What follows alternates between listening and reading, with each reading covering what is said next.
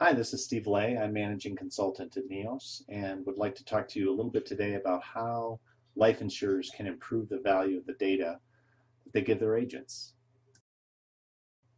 Today we see a high level of interest among life insurers to give new data or better data to their agents, but there's some challenges with that. And so what we see is that agents generally have the need for better data, and insurers recognize this need, but they don't always know how to address it.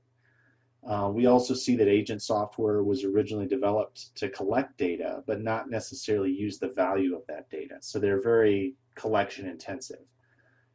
We also see that insurers think of leveraging data from a reporting standpoint, but they don't really think about it in terms of how it can empower or enable their agents to do more.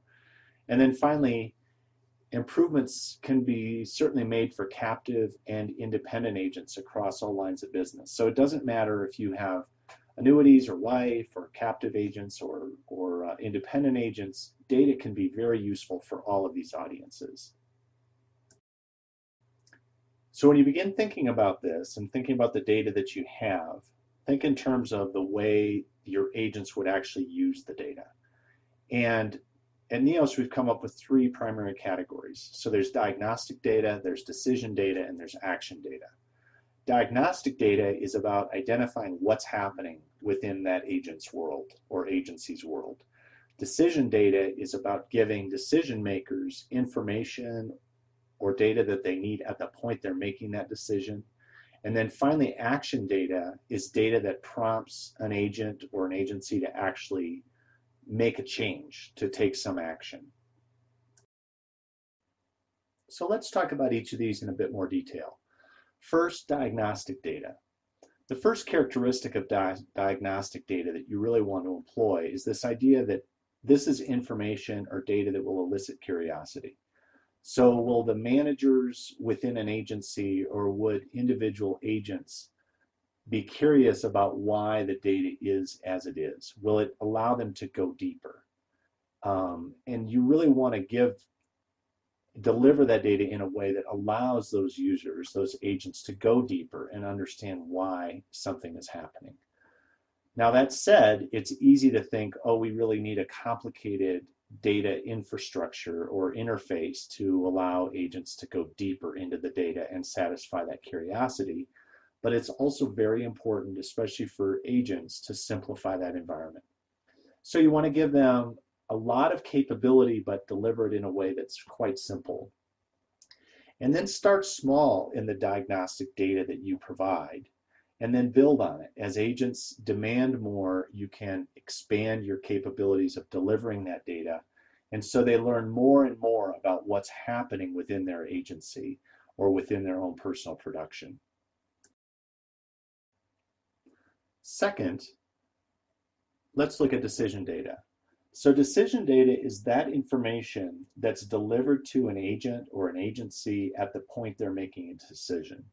So let's say that an agent is doing an illustration and they're trying to decide the face amount, or they're trying to decide whether to recommend a child writer, for example. Well, you might give them data, if they already have a policy, about the beneficiaries of their existing policies to say, yes, there are kids here that are involved, or maybe a face amount decision would be, it would be useful to have income, or it might be useful to have some other data to help that agent make the decision. So you want to bring that data in at the point that agent is making decision. You want to use data to provide context and insight to the decision at hand. And then think about what you have internally as well as what you have externally to help agents make those decisions. And then fourthly, you might have situations where you'd use crowdsourced data, trend data, behavioral data that would all bring that context to help an agent or an agency make a particular decision. Finally, let's look at action data. So action data is that data that has been changed, and now it requires some action on the part of an agent or an agency.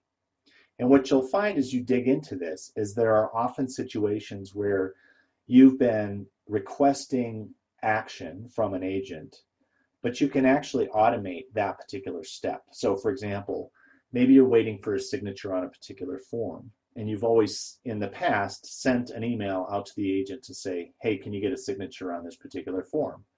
But maybe that can be automated, where you would then send an email directly to the consumer requesting that form, and you just notify the agent that you've done this. So look for places where you can automate that action. Secondly, you want to deliver your action data where users can take action immediately. So there might be situations where you've always sent action data or an action request via email, but it actually should pop up as part of a particular process, a digitalized process that you built for the agent. And then thirdly, action data is usually prompted by something that's been changed.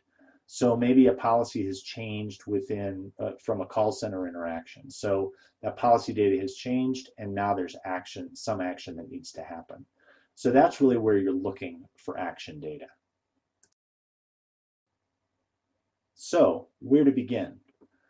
Well, the first place to begin is to really use these three categories as a basis for beginning. So this really is the first step. So look at your existing projects and see how available data can actually improve the diagnostics, the decision support, or the action with existing projects that you have going on with your agent software enhancements.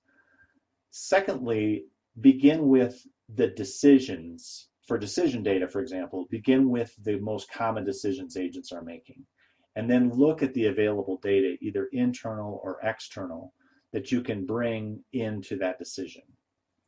Thirdly, data should be delivered at the point in the process where it's needed. Fourthly, apply these principles whether you have captive or independent distribution channels. So certainly if you have captive agents, you're going to have more control over their digitalized process.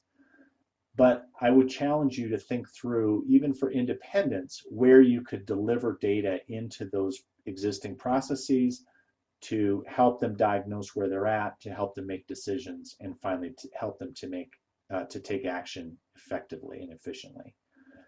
And then finally, don't let the perfect be the enemy of the good. So start small and expand with these principles. Just use some basic approaches initially and try and improve those existing projects or new projects with these principles, and then build on it. So I hope that gives you a handle as to how to improve the agent experience with new data. And I'd love to talk to you more about it. I'd love for you to go out and read some additional content around this. And thanks for listening. Hope you have a great day.